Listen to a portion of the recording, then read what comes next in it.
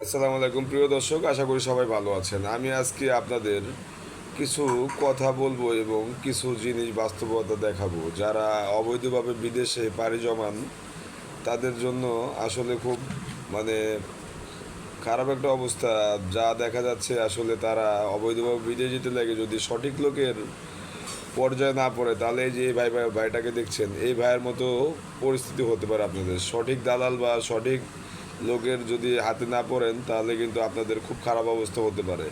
এই যে দেখেন এই ভাইটাকে যে কিভাবে নির্যাতন করা হচ্ছে, প্লাস দিয়ে নখ টানা হচ্ছে, কান টানা হচ্ছে, মানে খুব খারাপ অবস্থা। ওনার অবস্থাটা দেখেন। আমি একটি ঘটনা পড়ে শোনাই, আপনারা শুনতে থাকুন। ইতালি যাওয়ার স্বপ্ন নিয়ে প্রায় 1 বছর আগে দেশ ছাড়ে মজিদ মিয়া। এর মাধ্যমে প্রথম সে দুবাই যান, পরে লিবিয়াতে মাফিয়াদের হাতে জিম্মি টাকার জন্য শুরু হয় তার ওপর নির্মম নির্যাতন।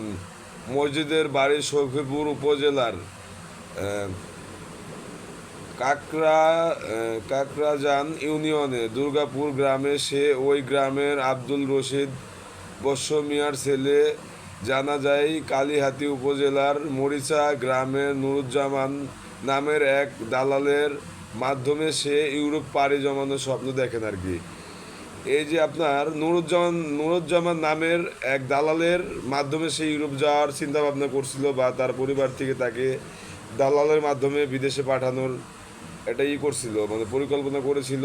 সে দালাল অবশ্যই ওইভাবে স্বপ্ন দেখাইছে যে প্রথমে আপনি ইতে যাবেন, প্রথমে যাবেন হলো দুবাইয়ে, তাই দুবাই থেকে ওখান থেকে ওইভাবে গেম করা না কি করা যেন বলে, যে এইভাবে আপনারা আহ, যেতে পারবেন খুব অল্প টাকাতে। আসলে ইউরোপ যাওয়া কিন্তু একেবারে মুখের কথা না। একটা ইউরোপে যদি যেতে চান বৈধভাবে, তাও কিন্তু আপনার 15-20 লাখ টাকার ব্যাপার স্যাপার আছে। আর আপনি 5-10 লাখ টাকা দিয়ে ইউরোপ চলে যেতে চান, এটাই না আপনার ওই বুড়িগঙ্গা নদী না অথবা ধলেশ্বরী নদী না, আপনি এই ভেলা দিয়ে, কলা গাছের ভেলা দিয়ে সাতটা পার হয়ে যাবেন। এই দেখেন স্ক্রিনে যে লোকগুলো দেখতে পাচ্ছেন, এই লোকগুলো দেখেন কি জীবনে ঝুঁকি নিয়ে এই ভ্রমন্ত সাগর পাড়ি দিচ্ছে। এটা কি কোনো মানুষের কাজ? এটা কি আসলেই, মানে আল্লাহ যদি না চাই, এই একটুখানি একটা বোর্ডের ভিতরে এত হাজার হাজার মানুষ, মানে কি শত শত মানুষ, এই মানুষগুলা এই ভ্রমন্ত সাগর পাড়ি দিতেছে, এটা কিভাবে? এটা কি সম্ভব? অবৈধভাবে আমরা বিদেশ না যাই, আসলে আমাদের যদি টাকা পয়সা কম থাকে আমরা আগে সৌদি আরব যাই, দুবাই যাই, সিঙ্গাপুর যাই, আশপাশের যে দেশগুলো আছে অল্প টাকাতে যাওয়া যায়, ওখানে যে টাকা পয়সা কিছু উপার্জন করে নিয়ে পরে আসি, এসে আবার যাই। আমার এক পরিচিত ভাই আছে, সে কিন্তু ওমানে ছিল দীর্ঘদিন যাবৎ, ঠিক আছে। ওমান থেকে, সে তার নাম বললাম না, সে আমার খুব পরিচিত ঘনিষ্ঠ একজন ভাই বলেন, বন্ধু বলেন, বড় ভাই বলেন, যাই বলেন, সেও ড্রাইভার, আমার মতো একজন ড্রাইভার। সে কিন্তু ওমানে ছিল, ওমান প্রবাসী আসছিল।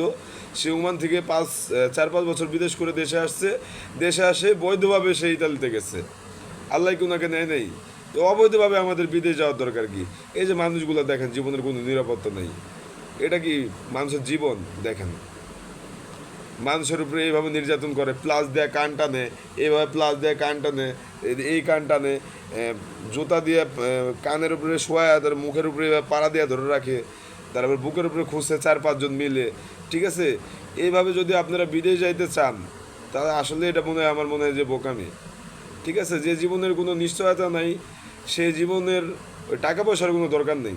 আমার জীবনে যে টাকা পয়সা আমি ঠিকভাবে কাজে লাগাইতে পারবো না, বা মনের মতোভাবে আমি খরচ করতে পারবো না, বা এই টাকার পিছনে মানে ক্লান্ত পরিশ্রম থাকবে, টাকা কামাইলে পরিশ্রম হবে, কিন্তু আসলে এইভাবে মানে জীবনের জানের ঝুঁকি, মানুষের হাত পায়ে ধরে ছোটো হইতে হয়, মাফিয়ারা এখন মারধর করে, হাতে পায়ে ধরে আব্বা ডাকে, আম্মা ডাকে, কি না ডাকে। আসলে তো যান আপনারা প্রবাসী যারা বাইরে আছেন, আপনারা বিদেশে যান দেশের রেফারেন্স, মানে রেমিটেন্স পাঠানোর জন্যই, যে দেশের উন্নত হবে এটা আমরা সবাই জানি। যেমন একটি ছেলে বিদেশে গেলে তার পরিবার উপকৃত হয়, ঠিক আছে, তেমনি কিন্তু একটি দেশও উপকৃত হয়, দেশের জনগণ উপকৃত হয়। একটি লোক মানে বিদেশ গেলে আমাদের সমস্যা নেই, তবে আমি এই ভিডিওটা করার উদ্দেশ্য, আপনারা যারাই বিদেশে যাচ্ছেন একটু বৈধভাবে যাওয়ার চিন্তা করেন। অবৈধভাবে যেন না রাস্তাঘাটে, মানে এই যাওয়ার পথে অচেনা জায়গাতে এইভাবে আপনারা যে নির্যাতনের শিকার হন, যান যায় প্রাণ যায়, ঠিক আছে। এই সাগরের ভিতরে যায় ছোট ছোট টঙ্গি নৌকা না কি বলে, এই নৌকাগুলো ডুবে যায়, ঠিক আছে। বছরের পর বছর শরণার্থী হয়ে থাকতে হয়, ঠিক আছে, এমন একটা মানে বোর্ডের ভিতরে হাজার হাজার লোক, এটা আসলেই খুব মানে কষ্টকর এবং দুঃখকর। আমরা জেনে বুঝে এই কাজগুলো করি, আসলে খুবই দুঃখজনক। অনেক কথা বললাম। আপনারা যারাই বিদেশে যান অবশ্যই বৈধভাবে যাবেন। এটা আমাদের বাংলাদেশ সরকারও সবসময় বলে যে আপনারা বৈধ পথে বিদেশ যান। সরকার কখনো বলে না আপনারা অবৈধ পথে বিদেশ যেয়ে আমাদেরকে দেশে ডলার পাঠান, রেমিটেন্স পাঠান। আসলে না, এটা করা যাবে না। সবার জীবনের নিরাপত্তা নিয়ে চলবেন। জীবন একবারই পাওয়া যায়, জীবন বারবার আসে না। ঠিক আছে, ধন্যবাদ সবাই। আসসালামু আলাইকুম। আমার ভিডিওটা ভালো লাগলে লাইক কমেন্ট শেয়ার করবেন। আর এই ভিডিওটা আমি ইউটিউব চ্যানেলেও ছাড়বো, আপনারা ইচ্ছা করলে দেখে আসতে পারেন। আসসালামু আলাইকুম।